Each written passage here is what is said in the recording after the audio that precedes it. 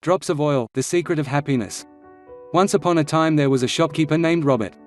Robert sent his son Andrew to learn about the secret of happiness from the wisest man in the world.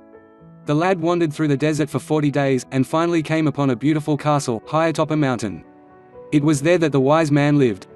Rather than finding a saintly man, Andrew, on entering the main room of the castle, saw a hive of activity. Tradesmen came and went, people were conversing in the corners, a small orchestra was playing soft music, and there was a table covered with platters of the most delicious food in that part of the world. The wise man conversed with everyone, and the boy had to wait for 2 hours before it was his turn to be given the man's attention. The wise man listened attentively to Andrew's explanation of why he had come, but told him that he didn't have time just then to explain the secret of happiness. He suggested that the boy look around the palace and return in 2 hours. "Meanwhile, I want to ask you to do something," said the wise man, handing Andrew a teaspoon that held 2 drops of oil. "As you wander around, carry this spoon with you without allowing the oil to spill." Andrew began climbing and descending the many stairways of the palace, keeping his eyes fixed on the spoon. After 2 hours, he returned to the room where the wise man was. "Well," asked the wise man, "did you see the Persian tapestries that are hanging in my dining hall? Did you see the garden that it took the master gardener 10 years to create?